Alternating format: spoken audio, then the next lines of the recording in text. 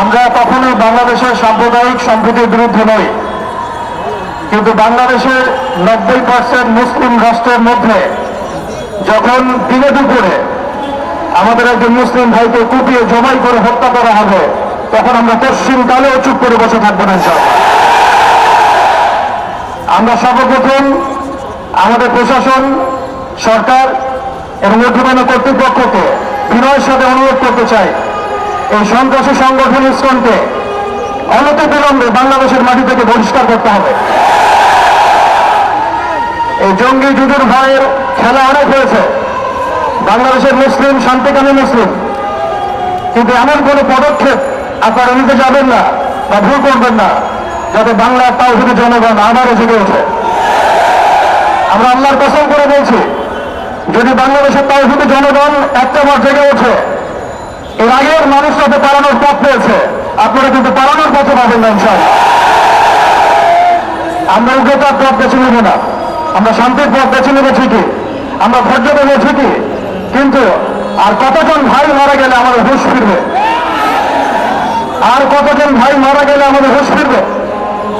আমরা আমাদের ঊর্ধ্বতন কর্তৃপক্ষকে বিনয়ের সাথে অনুরোধ করব, যারা দিনে দুপুরে আমাদের মুসলিম ভাইদেরকে এভাবে রাস্তার মধ্যে কুপিয়ে হত্যা করেছে, জবাই করেছে, এইটা নৃশংস শয়তানি এবং সন্ত্রাসী কর্মকাণ্ডের তীব্র নিন্দা এবং প্রতিবাদ জানানোর পাশাপাশি আমরা এর উপযুক্ত বিচার দাবি করি।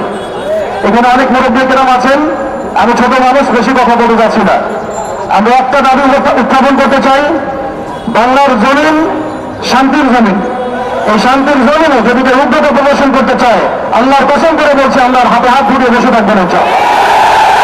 আমি শুধু একটি কথাই বলতে চাই, আজকের এই সম্মেলন আমাদের একটার গাড়ি, 12টার গাড়ি আরো লম্বা। 2 নম্বর কথা বলতে চাই, 8 বৎসর ভারতবর্ষ মুসলমান শাসন করেছে, হিন্দু এই দেশে ছিল। যদি আমরা হিন্দুদের প্রতি কোনো বিদ্বেষ ভাব থাকত, রাষ্ট্র সদস্যর পরে কুলার আসে দিয়ে বাড়ি সালাম দিয়ে পাওয়া যেত না।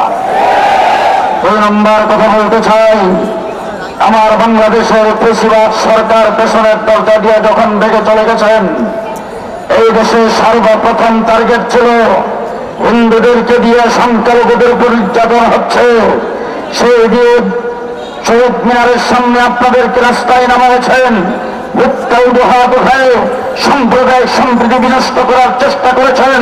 তখন আজকে মনে থাকার কথা, হিন্দু ভাইদেরকে মনে করে দিতে চাই, আপনাদের উপরে আওয়ামী লীগ, ছাত্রলীগ, যুবলীগের দ্বারা আক্রমণ করে সাম্প্রদায়িক সম্প্রীতি নষ্ট করত। আমরা হেফাজতে ইসলাম, মাদ্রাসা, আলেম ওলামায়ে কেরাম, আমরা আপনাদের পাহারাদারি করেছি। গত কয়েকদিন আগে দুর্গা পূজা গেছে আপনাদের, ভারত এত শান্তিতে পূজা পালন করতে পারে নাই, আমরা যেভাবে আপনাদেরকে পালন করতে দিয়েছি। সুতরাং আপনারা আমাদের নাগরিক ভাই, বাংলাদেশে বসবাস করবেন, সুযোগ সুবিধা কম গ্রহণ করেন নাই, আপনারা প্রধান বিচারপতি পর্যন্ত হয়েছেন। আমাদের আপত্তি নাই, মন্ত্রী হন, মিনিস্টার হন, বড় বড় অফিসার হন, কিন্তু বাংলাদেশে ইসলাম আর মুসলমানদের বিরুদ্ধে ষড়যন্ত্র করবেন, পরিষ্কার বলে দিতে চাই, আমরা পোল্ট্রি মুরগি নয়।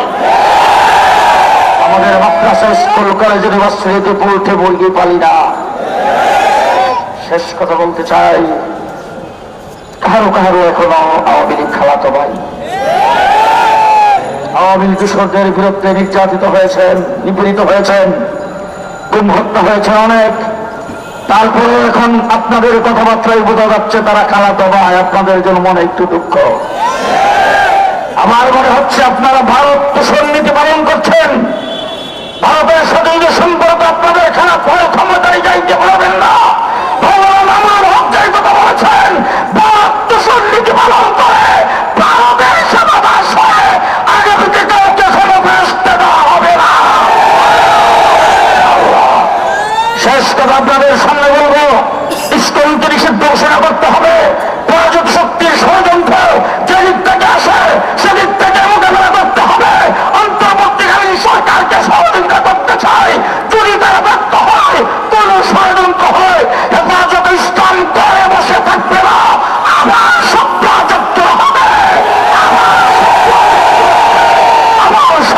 উত্তর হবে। মোনাজাতের মাধ্যমে আজকের সমাবেশ এখানেই শেষ হবে। ধন্যবাদ জানাচ্ছি যে যেখান থেকে আগমন করেছেন, কষ্ট করে জমার পরে যারা এসেছেন, ধন্যবাদ জানাই বলতে চাই হেফাজতে ইসলাম বাংলাদেশের আগামী দিনের যে কোনো কর্মসূচিতে প্রয়োজনে কাপড় বেঁধে